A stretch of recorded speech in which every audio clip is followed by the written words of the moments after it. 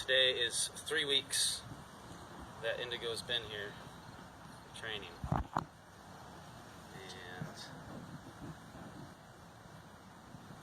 I am able to get the halter tied on him. So today we're going to start doing some halter work. Yesterday I was able to tie the halter on him once, and today I've already been able to tie it twice.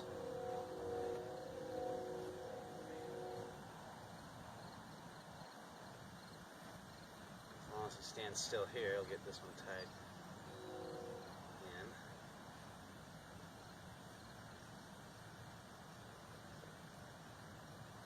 So yeah, he's letting me do some stuff here with his head. It's pretty cool.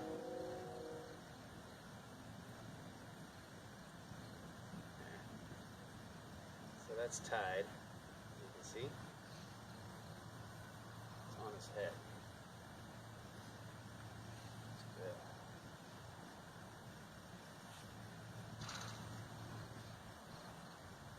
Might have to get it a little bit more snug.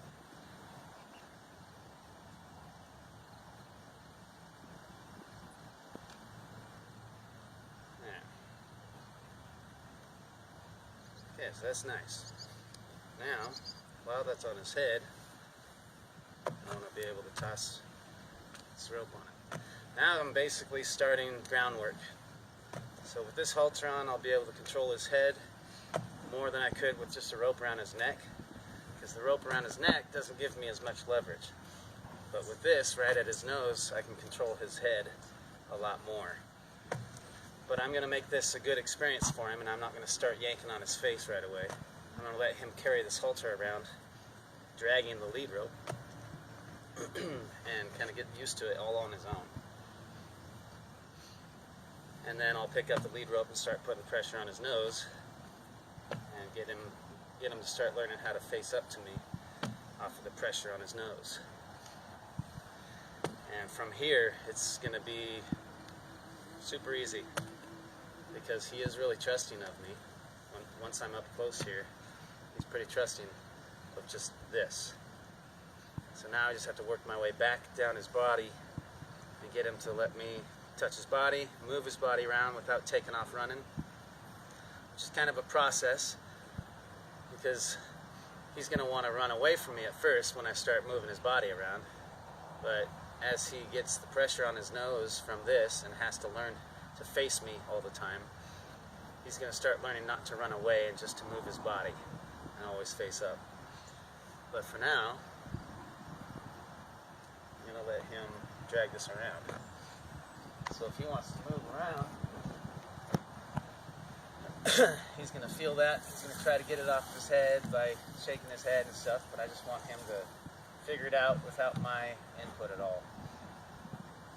And when he steps on the lead rope, it'll put pressure on his nose that he has to give to. So he's going to teach himself a little bit how to give to the pressure here. So I'm just going to walk over here.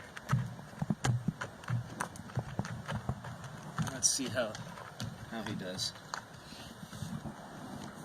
If he doesn't really move, then I'll have to go move him.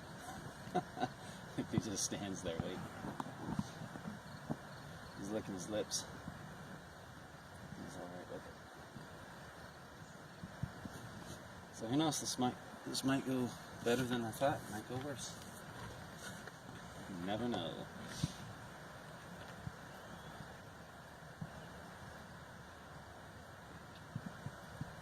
So today's the 12th of May. Yeah, the 12th of May. He's been here 3 weeks. And he's now halterable. And he was a rescue. He's a BLM Mustang, 14 years old, from Utah. Bounced around a few owners. He's on the third strike you're out deal with the BLM. He can't go back there. So he has to be trained, and he has to be rehomed to a good home. Brought here from a rescue, skinny as a rail, feet completely overgrown. And now that he's moving around and working, his feet are chipping off and breaking. And he's got a little bit of a limp on his front right foot. Is sore from tripping. So I heard that one. It's just sad to have a horse be neglected like this that I can have my hands on in less than 2 weeks and haltered and halter broke in 3 weeks. Whereas everybody else couldn't do anything. Let me move him around a little bit. Really light pressure because I don't want him really running.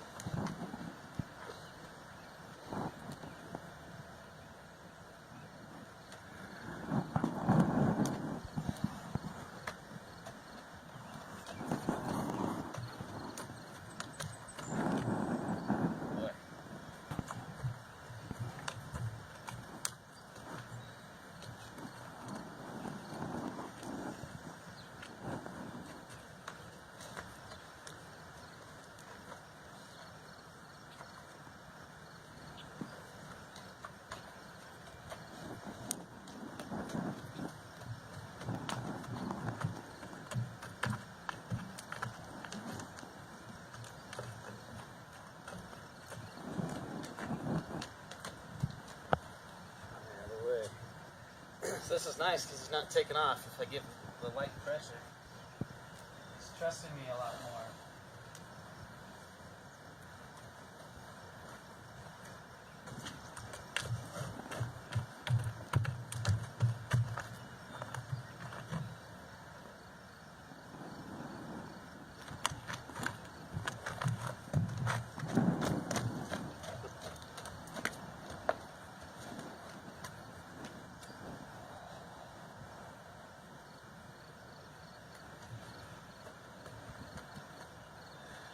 This is going to be really easy. He's not taking off. There we go. Yeah, I want that rope to get up in his feet a little bit.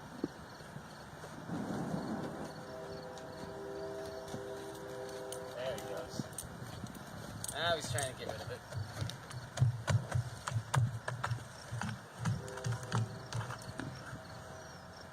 So you've got a couple of constant pressures that horses have to get used to. Mostly in the training it's pressure and release, but there are a couple constant pressures. A halter like this or a bridle, something on their face is going to be a constant pressure there. It's always going to be there. And then the saddle is always going to be there. That saddle and the cinch squeezing on their back and their girth area is always going to be there. And then the weight of the rider is going to be there. So those constant pressures are things they have to get used to. So, allowing him to carry this halter and move around and just try to get it off and then realize that it's just going to be there, it's just going to become part of his face. That's the idea behind this. Move him around some more. There he's set on it. But since he's facing up to me so well, do a couple of these. There, now he's going to try to get rid of it.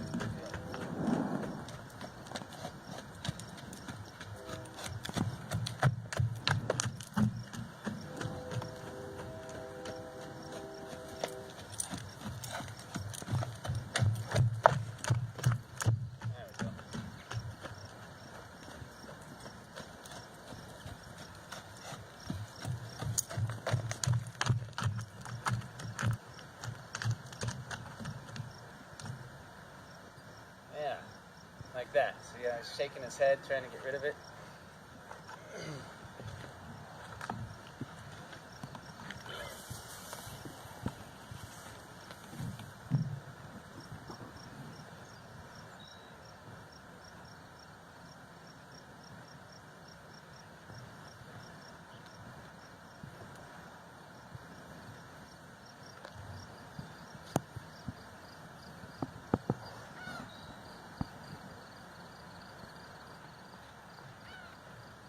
This is good too because I'm going to need to be able to get that halter off of him. So this is an exercise that's going to let me approach him.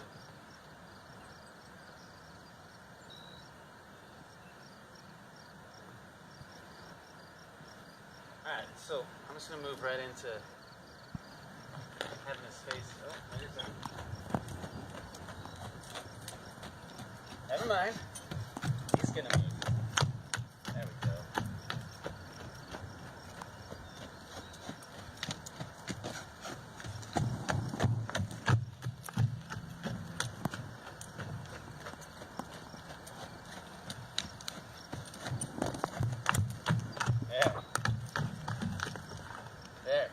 So he stepped on that rope right there and it made his head go ooh, like that, and then he stopped right afterwards.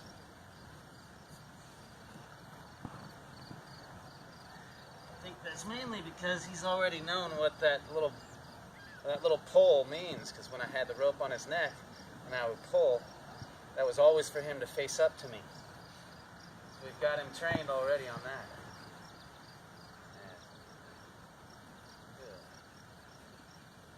This will be nice and easy. Alright, so I'm going to move into actually moving him around and stopping him by putting pressure on his nose. So you can start getting used to it. First, this. Now, let's lunge.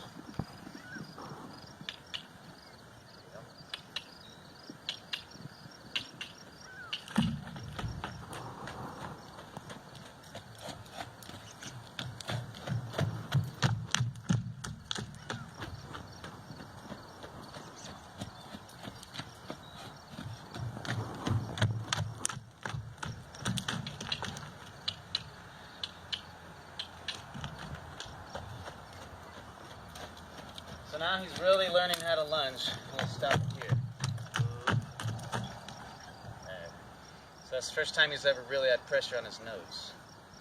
And he stopped nice.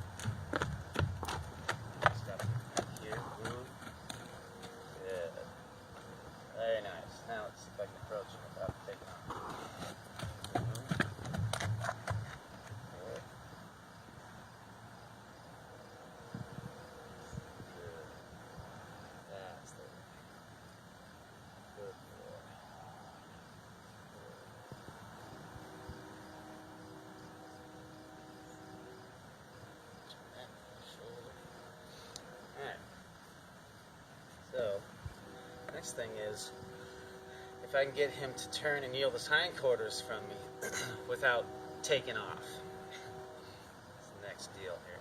So let's put a little pressure on his nose. So see if he'll follow his nose around. Good, just like that. Yeah.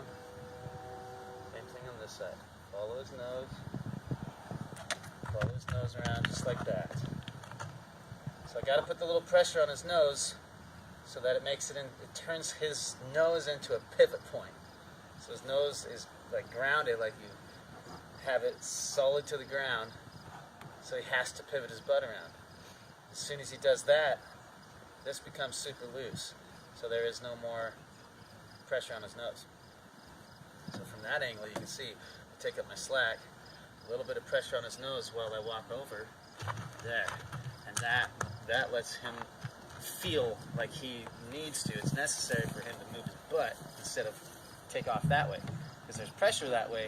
If he were to move that direction, he'd have pressure on his nose. So instead he thought, I'll just move my butt around. instead. And then when you release that pressure, now I'm teaching him that that's exactly what I wanted. Put a little pressure on the nose, have him follow his butt or his nose line.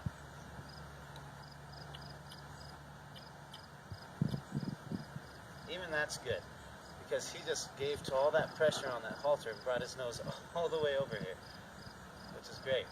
But now I want his butt to move. There, just like that. So you see, as soon as he took off, he ran into the pressure on the halter. As soon as he swung his butt around, the pressure on the halter went away completely. And he just licked and chewed on his lips. So that means he knew. He hit that wall on his nose, spun his butt around, and as soon as he did that, this went away. So now he's learning how to get away from the pressure in that particular situation is to spin his butt around, yield his butt. So we'll do it again this direction. Tip his nose, just like that. We'll do this a bunch of times in a row. Good. Just like that. Bring that butt, just like that. Tip his nose, move the butt. It's perfect. This is the beginning of halter breaking right here. Give him a little break, let him think about it. So I'm just going to do this for a while now, and then we'll come back and show you the progress. But for now, this is all I'm going to be doing, just moving his hindquarters around in little circles, over and over. He's going to back up.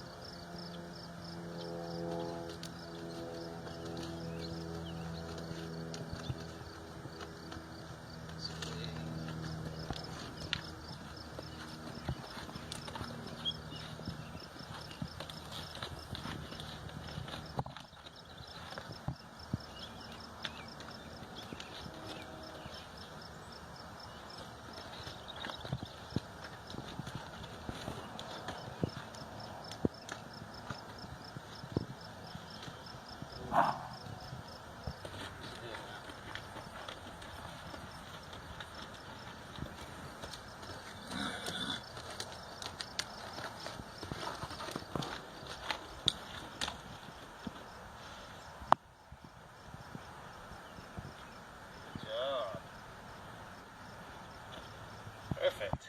That's great. You just learned something right there. That backing up doesn't get rid of the pressure, but stopping does.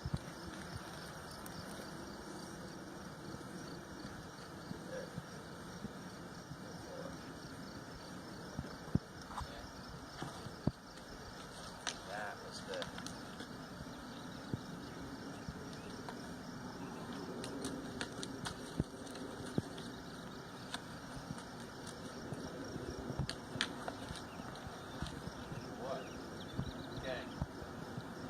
Starting to get this now. Stop on that. Yes.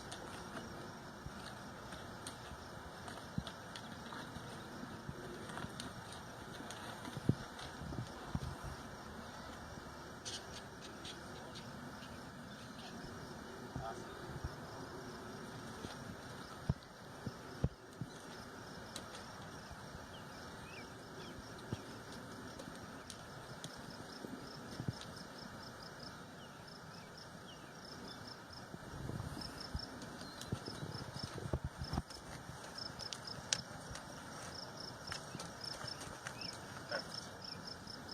That was good. He's getting the idea. I think we'll end it there. So now he's figured out that backing up doesn't do any good. If he stops, pressure goes away. He's figured out that pivoting his hind end and just facing up to me all the time is how to get rid of that pressure going sideways. So I'll just show you one more time. So he's really getting this idea down. It's pretty much quit going backwards on me. There. So he was kind of going backwards a lot. he would pivot, but then start backing up to get away from me. Now he's going around, so he's figured out what he's supposed to be doing here. So we're going to end it there on that today. Tomorrow we'll do some more. See you then.